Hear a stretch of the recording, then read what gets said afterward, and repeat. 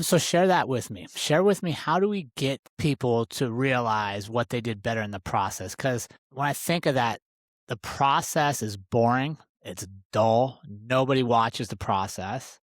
The outcome is the sexy part. The accolades are there. There's a scoreboard you can see. So how do we get them to recognize the good they did? And maybe they had a bad practice. Maybe they're, because you're a speed guy, so maybe their splits are a little slower than they were the last time you had them. Maybe everything was just a little off, but they still did something good by being there. How do we get them to find that? Man, I think a big piece comes down to connection with the kids and like the relationship you have with whoever you're coaching and being able to just be truthful about what it is. And right with that, now you can have those honest conversations to be like, cool, you're right. You didn't run your fastest time. Things looked off and it wasn't your best day. However, let's look at this.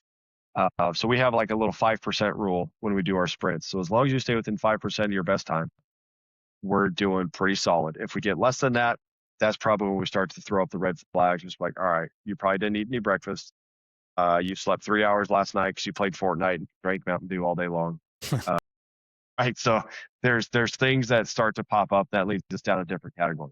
But this is one of those where we can start to find those. So last night, for example, I had a volleyball group in and we did some games, changed the direction stuff, made them think. And then we finished with timing some of their sprints. And there was a young lady who matched her fastest time 3 times in a row. And she was upset because she didn't set a record. And so after this, I said, why are you so mad? I was like, you literally ran your fastest time 3 times in a row. You could never sniff that 3 weeks ago, and now you're hitting it on command. She's like, well, it's not a record. I said, great. I said, if you set a record every day, you'd run the Olympics in 28 and you'd run a 7-second 100-meter dash. I said, that's not feasible, is it? No, no, I guess that's not feasible. I said, cool. Now here's what you need to realize. So we talked about, I said, your average, like you literally, your average speed now is the fastest you could ever run. So you just ran 3 sprints at your fastest speed. I said, that's a win. Because before it was like 8 to 9% slower than that if we were lucky, and you would spike one really good run and then the rest of them would be really who knows where. So I said, your consistency is way better. And I said, what happens when we're consistently doing something really well? She's like, we get better. I said, thank you. So I said, you're consistently now hitting your top speed. So I said, you're going to end up getting a new top speed, and we're going to start the process all over again. So I said, you don't have to be happy that you didn't set a new record. You can be a little disappointed. I can live with that. But you still have to appreciate the fact that you got better and let yourself enjoy that. Mm. Because if we only get better when we set records, we're going to be pretty disappointed and miserable a big chunk of it. Yeah, finding the joy in the process, finding the joy in what we're doing is a choice. Happiness is usually the result. Something goes our way, we feel happy for a little while. Something doesn't go our way, we're sad.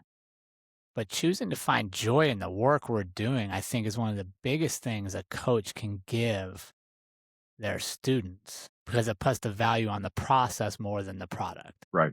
Right. And it's always right. You set a record. Yeah, we're getting excited. Cool. You hit a new mile per hour. Absolutely. Let's sign the sign. Let's take your picture. Let's post it. Tell your friends. Right. Do all the things. But we're still going to celebrate, right, the little things that we do well. Some people, guess what?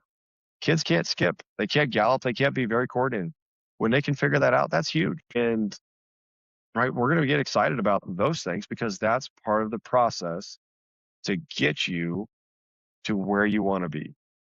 And without some of those aspects of it, right, we bypass it. It's essentially like we forget that we have to do addition before we know how to do algebra.